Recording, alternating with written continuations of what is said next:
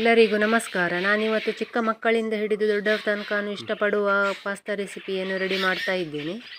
ನೋಡಿ ಫ್ರೆಂಡ್ಸ್, ಇದು ನಾವು ಮನೆಯಲ್ಲೇ ಬೆಳೆಸಿದ ಮೆಣಸಿನ ಗಿಡ. 1-2 ಮೆಣಸನ್ನು ಕೊಯ್ಯುವ. ನೋಡಿ ಫ್ರೆಂಡ್ಸ್, ಇಲ್ಲಿ ನಾನೊಂದು 4 ಮೆಣಸನ್ನು ಕೊಯ್ದಿದ್ದೇನೆ. ಪಾಸ್ತಾ ರೆಸಿಪಿ ಮಾಡಲಿಕ್ಕೆ ಒಂದು ತೋಟದಲ್ಲಿ ಒಲೆಯನ್ನು ರೆಡಿ ಮಾಡುವ. ಮೊದಲು ನಾವು ಮಣ್ಣನ್ನು ಸ್ವಲ್ಪ ಅಗೆದುಕೊಳ್ಬೇಕು. ಮೇಲಿನ ಹುಲ್ಲೆಲ್ಲ ತೆಗಿಬೇಕು, ಇಲ್ಲದ್ರೆ ಬೆಂಕಿಯೆಲ್ಲ ಹತ್ತೋದಿಲ್ಲ. ಈ ರೀತಿ 3 ಕಲ್ಲನ್ನು ಇಟ್ಕೊಳ್ಬೇಕು. ನಾವಿಲ್ಲಿ ಹೋಲೋ ಬ್ಲಾಕನ್ನು ಇಟ್ಟು ಒಲೆಯನ್ನು ರೆಡಿ ಮಾಡ್ತಾ ಇದ್ದೇವೆ. ನೋಡಿ ಫ್ರೆಂಡ್ಸ್, ಇದು ನಮ್ಮ ಹಳೆ ಕಾಲದ ಚಿಮಣಿ ದೀಪ. ಇವಾಗೆಲ್ಲ ಇಂಥ ಚಿಮಣಿ ದೀಪ ಕೆಲವರ ಮನೆಯಲ್ಲಿ ಇರ್ಬೋದು, ಕೆಲವರ ಮನೆಯಲ್ಲಿ ಇರಲಿಕ್ಕಿಲ್ಲ.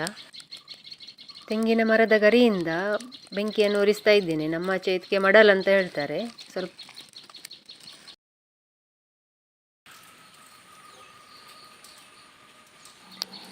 ಒಲೆಯ ಮೇಲೆ ಒಂದು ಮಣ್ಣಿನ ಪಾತ್ರೆಯನ್ನು ಇಡ್ತಾ ಇದ್ದೇನೆ. ನೀವು ಯಾವ ಪಾತ್ರೆ ಬೇಕಿದ್ರೂ ಯೂಸ್ ಮಾಡಿಕೊಳ್ಬೋದು. ಇದಕ್ಕೀಗ ನಾನು ಸ್ವಲ್ಪ ನೀರನ್ನು ಹಾಕಿಕೊಳ್ತಾ ಇದ್ದೇನೆ. ಈಗ ನೀರು ಚೆನ್ನಾಗಿ ಬಿಸಿಯಾಗಬೇಕು.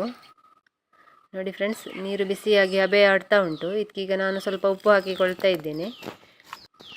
ಈಗ ಸ್ವಲ್ಪ ಕೊಬ್ಬರಿ ಎಣ್ಣೆಯನ್ನು ಹಾಕಿಕೊಳ್ತಾ ಇದ್ದೇನೆ. ನೀವು ಅಡುಗೆ ಎಣ್ಣೆ ಯಾವುದು ಬೇಕಾದರೂ ಯೂಸ್ ಮಾಡಿಕೊಳ್ಬೋದು.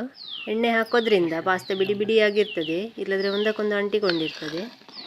ಉಪ್ಪೆಲ್ಲ ನೀರಲ್ಲಿ ಚೆನ್ನಾಗಿ ಕರಗಿಕೊಳ್ಬೇಕು. ನೀರು ಸರಿಯಾಗಿ ಬಿಸಿಯಾದ ನಂತರನೇ ಪಾಸ್ತಾ ಹಾಕ್ಕೊಳ್ಬೇಕು. ಈಗ ಇದಕ್ಕೆ ನಾನು ಪಾಸ್ತಾವನ್ನು ಹಾಕಿಕೊಳ್ತಾ ಇದ್ದೇನೆ. ಪಾಸ್ತಾವನ್ನು ಹಾಕಿಕೊಂಡು ಒಮ್ಮೆ ಚೆನ್ನಾಗಿ ಮಿಕ್ಸ್ ಮಾಡಿಕೊಳ್ಬೇಕು. ಪಾತ್ರೆಯಲ್ಲಿ ನೀರು ಸ್ವಲ್ಪ ಜಾಸ್ತಿನೇ ಇಟ್ಕೊಳ್ಬೇಕು. ಪಾಸ್ತಾ ಸರಿಯಾಗಿ ಮುಳುಗಬೇಕು. ನೀರು ಕಡಿಮೆ ಆದರೆ ಬೇಯುವಾಗ ಒಂದಕ್ಕೊಂದು ಅಂಟಿಕೊಳ್ತದೆ. ಪಾಸ್ತಾ 10 ನಿಮಿಷನಾದರೂ ಬೇಯಬೇಕು. ಅಷ್ಟರಲ್ಲಿ ನಾವು 2 ಈರುಳ್ಳಿಯ ಸಿಪ್ಪೆಯನ್ನು ತೆಗೆದು ನೀರಲ್ಲಿ ಹಾಕಿಡುವ. ಈರುಳ್ಳಿಯ ಸಿಪ್ಪೆ ತೆಗೆದು ನೀರಲ್ಲಿ ಹಾಕೋದ್ರಿಂದ ಕಟ್ ಮಾಡುವಾಗ ಕಣ್ಣಲ್ಲಿ ನೀರು ಬರುವುದಿಲ್ಲ. ಈಗ ನಾನು ಕ್ಯಾರೆಟನ್ನು ಈ ರೀತಿ ಚಾಕುವಿನಿಂದ ಕೆರಿತಾ ಇದ್ದೇನೆ. ಇದರ ಹೊರಗಡೆ ಎಲ್ಲ ಕಪ್ಪು ಕಪ್ಪಾಗಿರ್ತದೆ, ಅದಕ್ಕೆಲ್ಲ ಚೆನ್ನಾಗಿ ಕೆರೆದು ಕ್ಲೀನ್ ಮಾಡಿಕೊಳ್ಬೇಕು.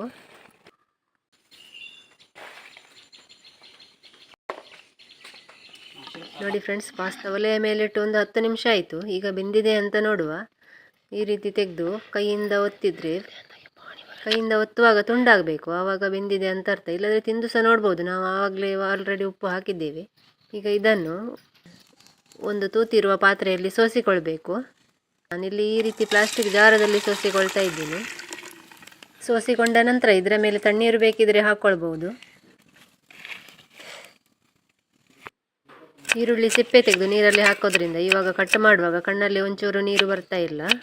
ನೀವು ಸಹ ಈ ಟಿಪ್ಸನ್ನು ಫಾಲೋ ಮಾಡ್ಬೋದು. ಈರುಳ್ಳಿ ಎಷ್ಟು ಸಣ್ಣಗೆ ಬೇಕೋ ಅಷ್ಟು ಸಣ್ಣಗೆ ಕಟ್ ಮಾಡ್ಕೊಳ್ಬೇಕು. ತುಂಬಾ ಸಣ್ಣ ಆಗಬೇಕು ಕಟ್ ಮಾಡಿದ್ದು. ನಾನೊಂದು 2 ಹಸಿಮೆಣಸಿನಕಾಯಿಯನ್ನು ಕಟ್ ಮಾಡಿಕೊಳ್ತಾ ಇದ್ದೇನೆ. ನಿಮಗೆ ಖಾರ ಜಾಸ್ತಿ ಬೇಕಿದ್ರೆ ಜಾಸ್ತಿನೂ ಕಟ್ ಮಾಡಿ ಹಾಕ್ಕೊಳ್ಬೋದು. ನಾನು ಚಿಲ್ಲಿ ಸಾಸನ್ನು ಯೂಸ್ ಮಾಡ್ತಾ ಇಲ್ಲ, ಅದಕ್ಕೆ 2 ಹಸಿಮೆಣಸಿನಕಾಯಿಯನ್ನು ಯೂಸ್ ಮಾಡ್ತಾ ಇದ್ದೇನೆ ಖಾರಕ್ಕೆ. ನಾನಿಲ್ಲಿ 1 ಕ್ಯಾರೆಟನ್ನು ಹಾಕಿಕೊಳ್ತಾ ಇದ್ದೀನಿ. ಸಣ್ಣಗೆ ಕಟ್ ಮಾಡಿಕೊಳ್ಬೇಕು ಕ್ಯಾರೆಟನ್ನು. ಕ್ಯಾರೆಟ್ ಜಾಸ್ತಿ ಬೇಕಿದ್ರೆ ಜಾಸ್ತಿನೂ ಹಾಕ್ಕೊಳ್ಬೋದು. ಇವಾಗ ಎಲ್ಲ ಕ್ಯಾರೆಟ್ ಈರುಳ್ಳಿ ಎಲ್ಲ ಕಟ್ ಮಾಡಿ ಆಯಿತು. ನಾನಿಲ್ಲಿ 1 ಟೊಮೆಟೊವನ್ನು ಕಟ್ ಮಾಡಿಕೊಂಡು ಇಟ್ಕೊಂಡಿದ್ದೇನೆ. ನೀವು ಟೊಮೆಟೊ 2 ಬೇಕಿದ್ರೆ 2 ಹಾಕ್ಕೊಳ್ಬೋದು. ಒಲೆ ಚೆನ್ನಾಗಿ ಉರಿತಾ ಉಂಟು. ಪಾಸ್ತಾ ಬೇಯಿಸಲಿಕ್ಕೆ ಇಟ್ಟಿರೋ ಪಾತ್ರೆಯನ್ನೇ ಈಗ ನಾನು ಒಲೆ ಮೇಲೆ ಇಡ್ತಾ ಇದ್ದೇನೆ. ಇದಕ್ಕೀಗ 4 ಚಮಚ ಕೊಬ್ಬರಿ ಎಣ್ಣೆಯನ್ನು ಹಾಕಿಕೊಳ್ತಾ ಇದ್ದೇನೆ. ನಿಮಗೆ ಎಣ್ಣೆಯ ಬದಲು ಬಟರ್ ಬೇಕಿದ್ರೆ ಅದನ್ನು ಹಾಕ್ಕೊಂಡು ಯೂಸ್ ಮಾಡಿಕೊಳ್ಬೋದು.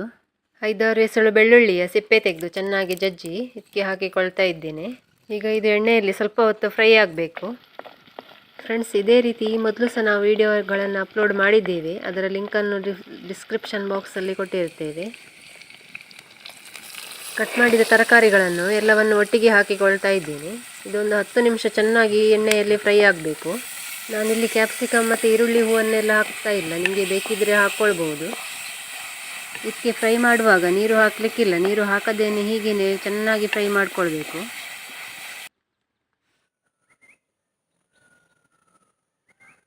ನೋಡಿ ಫ್ರೆಂಡ್ಸ್, ನಾನೀಗ ರುಚಿಗೆ ಸ್ವಲ್ಪ ಉಪ್ಪನ್ನು ಹಾಕಿಕೊಳ್ತಾ ಇದ್ದೇನೆ. ನಾವು ಪಾಸ್ತಾ ಬೇಯಿಸುವಾಗ ಆಲ್ರೆಡಿ ಉಪ್ಪು ಹಾಕಿರೋದ್ರಿಂದ ಇವಾಗ ಸ್ವಲ್ಪ ಉಪ್ಪು ಸಾಕಾಗ್ತದೆ. ನೋಡಿ ಫ್ರೆಂಡ್ಸ್, ನಾನಿಲ್ಲಿ 4-5 ಚಮಚ ಟೊಮೆಟೊ ಸಾಸ್ ಹಾಕಿಕೊಳ್ತಾ ಇದ್ದೀನಿ. ನಿಮಗೆ ಈ ಟೈಮಲ್ಲಿ ಚಿಲ್ಲಿ ಸಾಸ್ ಬೇಕಿದ್ದರೆ ಹಾಕ್ಕೊಳ್ಬೋದು. ಫ್ರೆಂಡ್ಸ್, ನಿಮಗೆ ಈ ಟೈಮಲ್ಲಿ ಸ್ವಲ್ಪ ಕತ್ತಲೆ ಅಂತ ಅನಿಸ್ಬೋದು. ನಾವು ಆಲ್ರೆಡಿ ಅರ್ಧ ಗಂಟೆಯಲ್ಲಿ ಮಾಡಿ ಮುಗಿಸ್ಬೋದು ಅಂತ ಅಂದ್ಕೊಂಡ್ವಿ. ಆದರೆ ಹೊರಗಡೆ ಒಲೆಯ ಮೇಲೆ ಮಾಡಿರೋದ್ರಿಂದ ಸ್ವಲ್ಪ ಟೈಮ್ ಜಾಸ್ತಿ ಹಿಡ್ಕೊಳ್ತದೆ. ನಾನಿವಾಗ ಪಾಸ್ತಾ ಮಸಾಲವನ್ನು ಹಾಕಿಕೊಳ್ತಾ ಇದ್ದೀನಿ. ನಾವು ಪಾಸ್ತಾ ತಗೊಳ್ಳುವಾಗ ಅದರಲ್ಲಿ ಒಂದು ಪ್ಯಾಕೆಟ್ ಸಿಗ್ತದೆ, ಮಸಾಲೆಯ ಪ್ಯಾಕೆಟ್. ಅದೇ ಮಸಾಲೆಯನ್ನು ಹಾಕಿಕೊಳ್ತಾ ಇದ್ದೀನಿ. ಈಗ ಇದನ್ನು ಚೆನ್ನಾಗಿ ಮಿಕ್ಸ್ ಮಾಡಿಕೊಳ್ಬೇಕು. ನಾನು ಇಲ್ಲಿ ಮಿಕ್ಸ್ ಮಾಡುವಾಗ ಒಂಚೂರು ನೀರನ್ನು ಹಾಕಿರಲಿಲ್ಲ, ಎಣ್ಣೆಯಲ್ಲೇ ಫ್ರೈ ಮಾಡಿ ಮಿಕ್ಸ್ ಮಾಡ್ತಾ ಇದ್ದೀನಿ. ಮಸಾಲೆ ಎಲ್ಲ ಚೆನ್ನಾಗಿ ಮಿಕ್ಸ್ ಆದ ನಂತರ ಸೋಸಿಟ್ಟ ಪಾಸ್ತಾವನ್ನು ಹಾಕಿಕೊಳ್ತಾ ಇದ್ದೀನಿ. ಈಗ ಇದನ್ನು ಚೆನ್ನಾಗಿ ಮಿಕ್ಸ್ ಮಾಡಿಕೊಳ್ಬೇಕು. ನಾವು ಪಾಸ್ತಾ ರೆಡಿ ಮಾಡಲಿಕ್ಕೆ ಸ್ಟಾರ್ಟ್ ಮಾಡುವಾಗ ಸಂಜೆ 5:30 ಆಗಿತ್ತು. 6 ಗಂಟೆ ಒಳಗೆ ಮುಗಿಬಹುದು ಅಂತ ಅಂದ್ಕೊಂಡ್ವಿ. ಆದರೆ 6 ಗಂಟೆ ಮೇಲಾಯಿತು, ಸ್ವಲ್ಪ ಕತ್ತಲೆಯಾಗಿದೆ. ನಮ್ಮಚೆ 6 ಗಂಟೆಗೆಲ್ಲ ಕಂಪ್ಲೀಟ್ ಕತ್ತಲೆಯಾಗಿ ಬಿಡುತ್ತೆ. ಮಸಾಲೆ ಎಲ್ಲ ಪಾಸ್ತಾಕ್ಕೆ ಚೆನ್ನಾಗಿ ಕೋಟಿಂಗ್ ಆಗೋ ರೀತಿ ಮಿಕ್ಸ್ ಮಾಡ್ಕೊಳ್ಬೇಕು. ಆಲ್ರೆಡಿ ಬೇಯಿಸಿರೋದ್ರಿಂದ ಸ್ವಲ್ಪ ಸ್ವಲ್ಪ ಮಿಕ್ಸ್ ಮಾಡಿಕೊಂಡ್ರೆ ಸಾಕಾಗ್ತದೆ. ಕಂಪ್ಲೀಟ್ ಕೋಟಿಂಗ್ ಆಗುವಷ್ಟು ಮಿಕ್ಸ್ ಮಾಡಿಕೊಂಡ್ರೆ ಸಾಕು. ಜಾಸ್ತಿ ಮಿಕ್ಸ್ ಮಾಡಿಕೊಂಡ್ರೆ ಎಲ್ಲ ತುಂಡಾಗಿ ಬಿಡುತ್ತೆ. ಫ್ರೆಂಡ್ಸ್, ಈ ರೀತಿ ಪಾಸ್ತಾವನ್ನು ಬೆಳಗಿನ ಬ್ರೇಕ್ಫಾಸ್ಟಿಗೆ ಮಕ್ಕಳ ಟಿಫಿನ್ ಬಾಕ್ಸಿಗೆಲ್ಲ ಮಾಡಿ ಕೊಡಿ. ಮಕ್ಕಳು ದೊಡ್ಡವರು ಎಲ್ಲರೂ ತುಂಬಾ ಇಷ್ಟಪಟ್ಟು ತಿಂತಾರೆ. ಪಾಸ್ತಾ ರೆಸಿಪಿ ಸ್ವಲ್ಪ ಖಾರ ಖಾರ ಇದ್ದರೆ ತಿನ್ನುವಾಗ ತುಂಬಾ ಸೂಪರ್ ಟೇಸ್ಟಿಯಾಗಿರ್ತದೆ. ಫ್ರೆಂಡ್ಸ್, ನೀವು ಸಹ ಟ್ರೈ ಮಾಡಿ. ಫ್ರೆಂಡ್ಸ್, ಬಿಸಿ ಬಿಸಿಯಾಗಿರುವ ಪಾಸ್ತಾ ರೆಸಿಪಿ ರೆಡಿ ಆಯಿತು. ಫ್ರೆಂಡ್ಸ್, ಈ ವಿಡಿಯೋ ನಿಮಗೆಲ್ಲ ಇಷ್ಟ ಆಯಿತು ಅಂತ ಭಾವಿಸ್ತೇನೆ.